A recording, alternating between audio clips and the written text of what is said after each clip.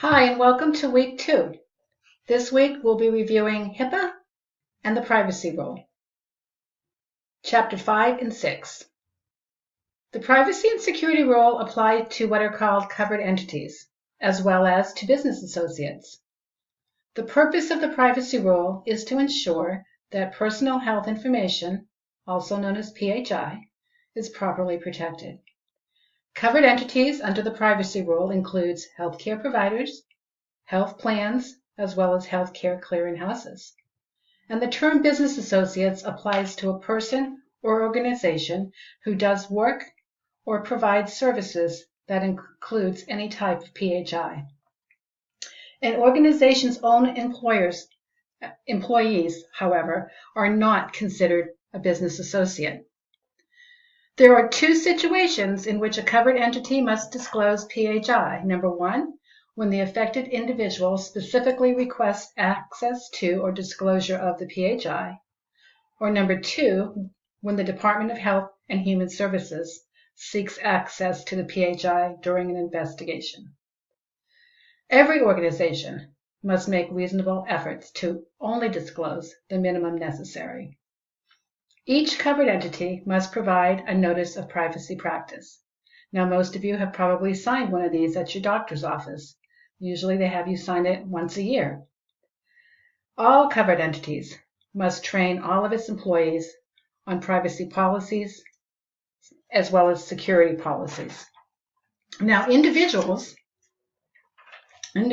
have the right to request that a covered entity restrict the use of PHI or any disclosure of PHI for treatment, payment, or healthcare operations.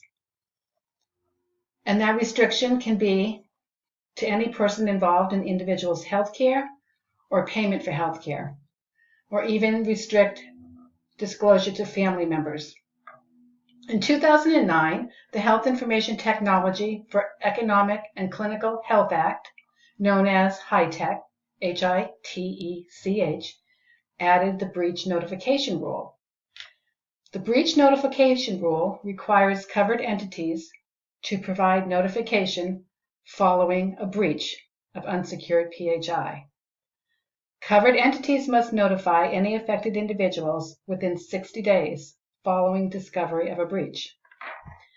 Covered entities that experience a breach affecting more than 500 individuals of a single state must not only notify the individual, but also must report it to the media. And that is why most recently, if you've been watching the news, saw that Grossmont Hospital experienced a privacy breach, and therefore it was on the world news, it was on Good Morning America, as well as the local news. They were required to do that, since it affected about 1,800 individuals. Failing to comply with the HIPAA requirement due to willful neglect can result in criminal penalties. Now, the other half of the HIPAA rule is the security rule. And the security rule basically says that all covered entities must limit physical access to its electronic information system. So, of course, password protected. In closing, I'd like you all to go back to PowerPoint 3 and look at slide 25. And there is a list of safe harbors. The safe harbors are included under the anti-kickback statute. And I'd like you to refresh yourself with those 8 safe harbors. In the meantime, everything that you need to do this week is in the week 2 folder. Don't ever hesitate to call me or shoot me an email if you have any questions. Thank you.